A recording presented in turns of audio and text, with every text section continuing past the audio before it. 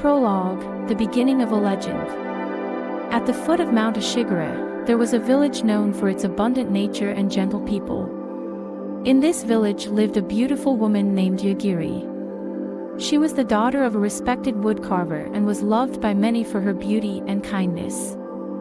Yagiri married a brave and kind-hearted samurai named Sakata Kurando, and their love was well known throughout the village.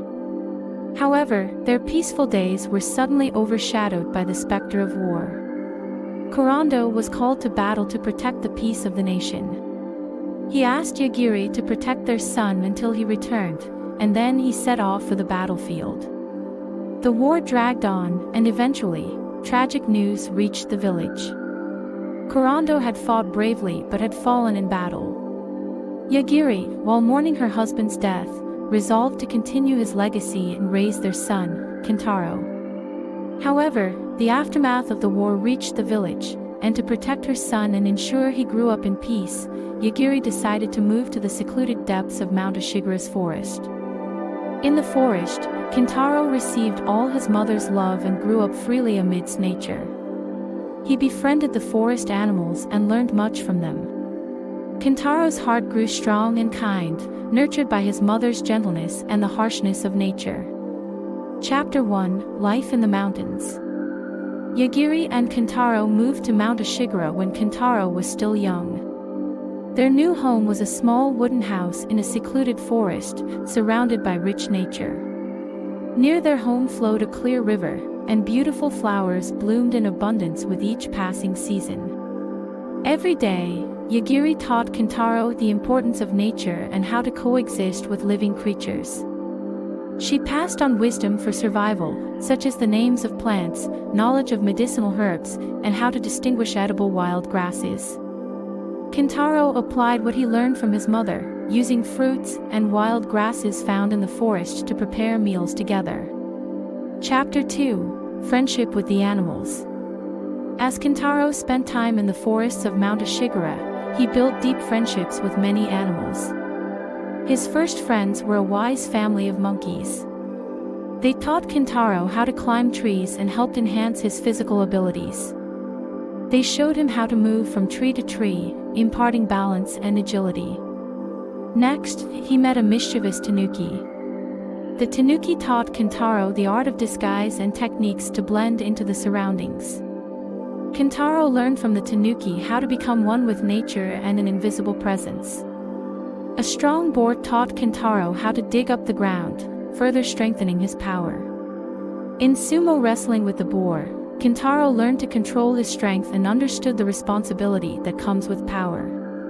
And a gentle bear taught Kintaro the importance of hugs. Embracing the bear provided Kintaro with peace of mind and taught him the significance of using strength kindly. The bear also taught Kintaro about hibernation and survival skills necessary for life in the forest. Through interactions with these animals, Kintaro learned the wisdom of living in nature and how to coexist with creatures. He enriched his life in the forest and supported his mother's life with the knowledge gained from the animals. Kintaro's friendship with the animals was bound by a deep connection that transcended their differences. They respected and helped each other, growing together. Chapter 3: Mother's Teachings. As Kintaro became accustomed to life in the forest, his mother, Yagiri, imparted many important teachings to her son. From the time Kintaro was born, Yagiri showered him with love, nurturing kindness, and a spirit of justice in his heart. Yagiri taught Kintaro that strength is meant to help and protect others.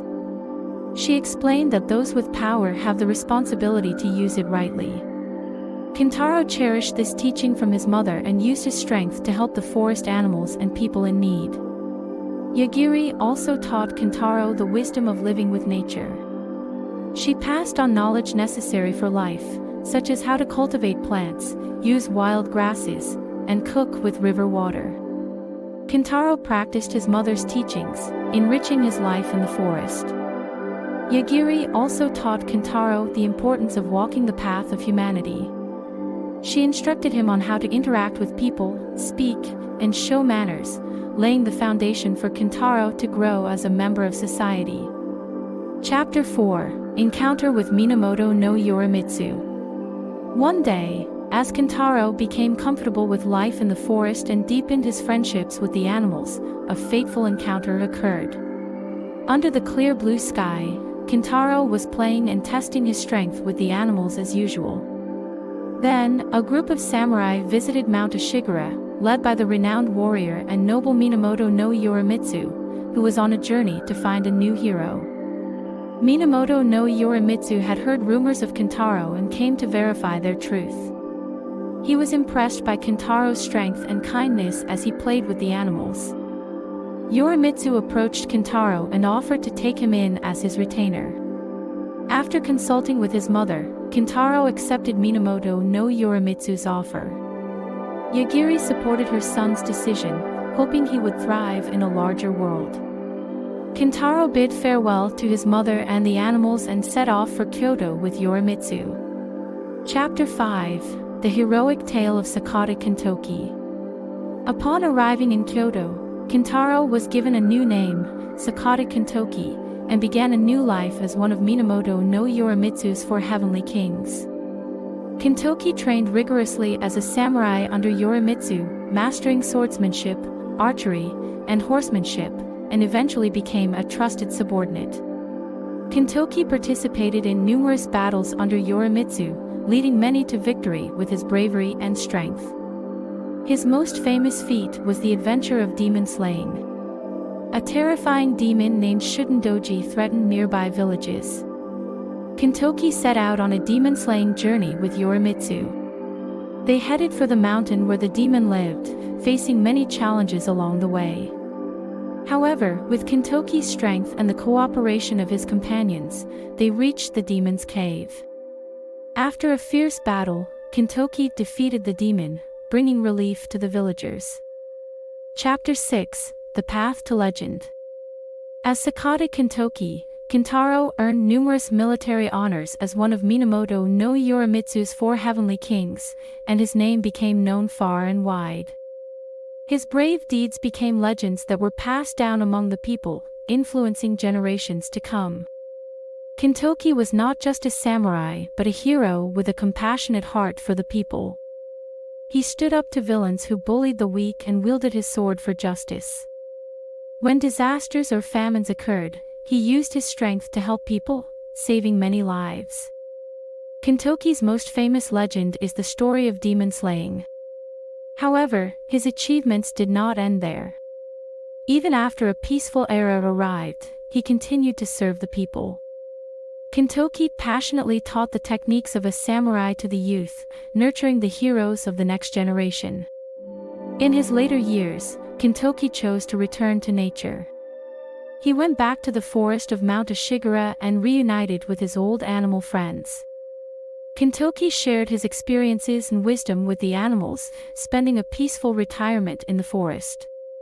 The story of Kintaro, also known as Sakata Kintoki, symbolizes courage, kindness, and filial piety. His legend teaches us the responsibility of those with power and the importance of using that power rightly. Kintaro's story continues to be loved by many, conveying the importance of acting with courage and kindness.